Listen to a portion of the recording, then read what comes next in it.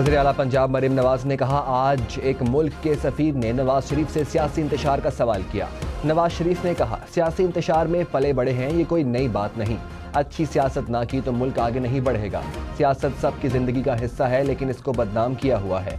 नौजवानों को नारे लगाने वाले बड़े आए, बड़े देखे, लेकिन किसी ने नौजवान को नौकरी नहीं दी। रेवेन्यू बढ़ाने के लिए हुकूमती इकदामात, नॉन फाइलर्स की कैटेगरी खत्म, टैक्स न देने वालों पर पाबंदियां लगाने का फैसला, जायदाद, गाड़ियों, बैनुल अक़वामी सफर, करंट अकाउंट खोलने और म्यूचुअल फंड में सरमायाकारी पर पाबंदियां शामिल। नॉन फाइलर्स को रवायती बैंक अकाउंट खोलने से रोका जाएगा। इजाफी टैक्स देकर घर और गाड़ी खरीदने की सहूलत खत्म। तर्जुमान FPR के मुताबिक 1 अक्टूबर से नॉन फाइलर्स के बैरून मुल्क सफर पर पाबंदी आयद कर दी जाएगी। नॉन फाइलर्स की सिम ब्लॉक करने की बड़ी कार्रवाइयां भी होंगी। माहाना 50,000 रुपए कमाकर गोशवारे जमा ना कराने वाले नॉन फाइलर हैं। हुकूमत का जदीद मशीन लर्निंग के जरिए नॉन फाइलर्स की शिनाख्त का फैसला।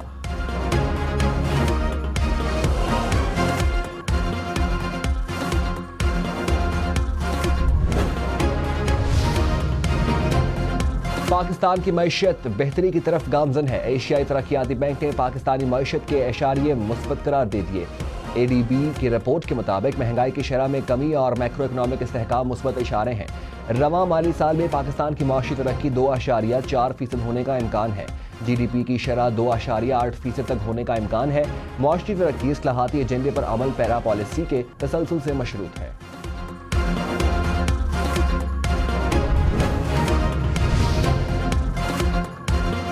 IMF एग्जीक्यूटिव बोर्ड का इजलास आज होगा। $7 अरब के प्रोग्राम की मंजूरी मिलने का इम्कान। वज़ीर आज़म शहबाज शरीफ ने कहा, IMF की कड़ी शराइत पूरी कर दी।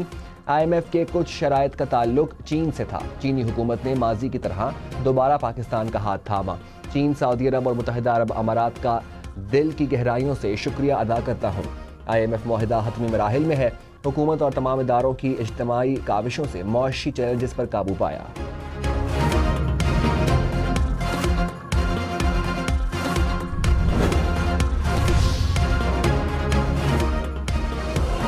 वज़ीर आला पंजाब मरीम नवाज की चीन को खुसूसी चाइना इकनॉमिक जोन कायम करने की पेशकश। चीनी सफ़ीर की वज़ीर आला पंजाब मरीम नवाज और नवाज शरीफ से मुलाकात।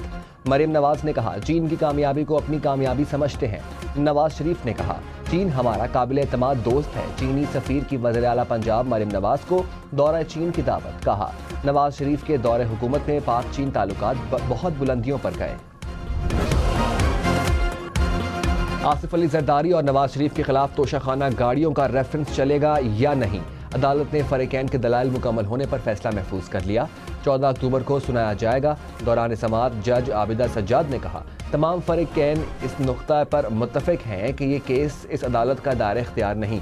नैब प्रोसिक्यूटर ने कहा, सदर आसिफ अली जरदारी को इस्तस्ना है, उनके खिलाफ केस चल ही नहीं सकता। अदालत नवाज शरीफ की हद तक रेफरेंस वापस भेज दे, आसिफ अली जरदारी की हद तक स्टे रखे।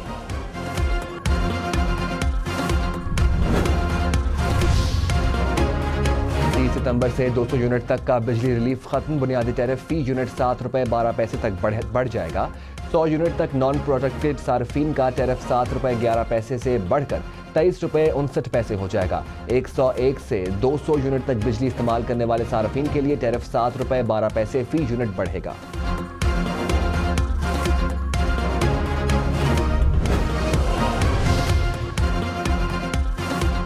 वाह कैंट में डंपर मुसाफिर वैन पर उलट गया। 4 अफराद जहां बहक 2 जख्मी हो गए। रेस्क्यू हुकाम के मुताबिक मुसाफिर वैन सड़क किनारे खड़ी थी कि रेत और मिट्टी से भरा डंपर वैन पर उलट गया। हादसे की CCTV फुटेज सामने आ गई। कोयटा में मशरकी बाईपास पर पुलिस मोबाइल के करीब धमाका। पुलिस एहलकारों समेत 12 अफराद जख्मी हुए। वज़ीर आला बलोचिस्तान सरफराज बुगटी के हमले की मजम्मत। कहा, दहशतगर्दों को कैफरे करदार तक पहुंचाया जाएगा।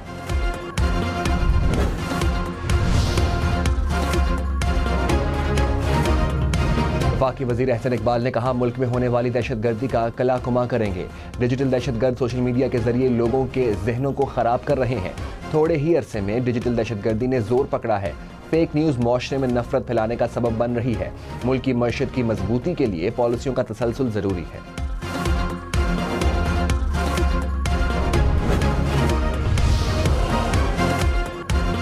पाकिस्तान पायदार तरक्की के अहदाफ के हुसूल के लिए चीन के साथ मिलकर काम करेगा। सदर मुमलिकत आसिफ अली जरदारी का बीजिंग में आलमी पायदार ट्रांसपोर्ट फोरम से वीडियो लिंक के जरिए खिताब। कहा, मौसमी हालात ने पाकिस्तान के ट्रांसपोर्ट इंफ्रास्ट्रक्चर को शदीद नुकसान पहुंचाया। रुकन ममालिक की ट्रांसपोर्ट अथॉरिटीज़ के दरमियान पायदार ट्रांसपोर्ट ताउन के हिमायती हैं। चीनी सदर शी जिनपिंग की क़यादत में चीन के मंसूबों की तारीफ।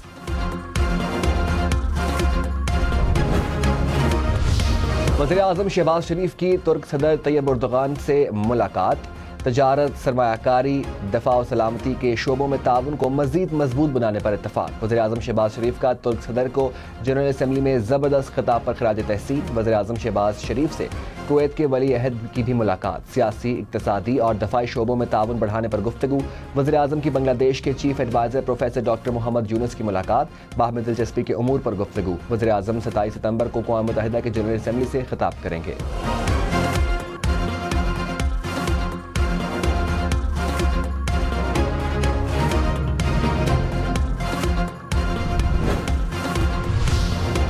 वज़ीर तवानाई अवैस लगारी ने IPPs मुआहिदों पर सवाल उठा दिए।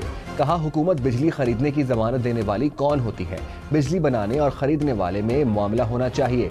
पावर प्लांट्स और IPPs के मुआहिदों का जायजा ले रहे हैं। डॉलर की कीमत और शरह सूद बढ़ने से बिजली महंगी हुई।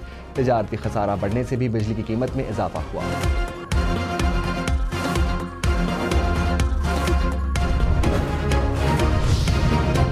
आज गुनाहों का एतराफ़ करेंगे तो आखिरत की सज़ा से बचेंगे। चीफ जस्टिस काजी फायज़ ईसा के विरासती जायदाद की मुंतकिली के केस में रिमार्क्स। कहा, झूठी और बोगस गवाहियां देने पर कार्रवाई होनी चाहिए। ख़वातीन को विरासत से महरूम करने का कल्चर ख़त्म होना चाहिए। सुप्रीम कोर्ट का बेवा को फौरी विरासती जायदाद मुंतकिल करने का हुक्म। झूठी गवाही और बोगस मुकदमे पर मुखालिफ फ़रीक़ैन को 5 लाख रुपए जुर्माना अदा करने का हुक्म। 190 मिलियन पाउंड केस में बानी PTI और बुशरा बीबी के वकील को नैब तफ्तीशी अफसर पर जिरह के लिए आखिरी मोहलत। नैब वकला ने कहा, वकला सफाई जानबूझकर रेफरेंस की समात को इल्तवा में डाल रहे हैं। अदालत ने आइंदा तारीख समात पर हर सूरत जिरह करने की हिदायत कर दी। वकला सफाई की अदम हाजिरी पर समात जुम्मे तक मुलतवी।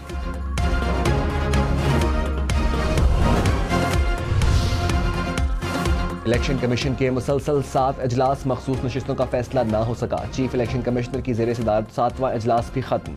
सुप्रीम कोर्ट के फैसले पर गौर। ज़राए के मुताबिक इलेक्शन कमीशन का अजलास कल दोबारा होगा।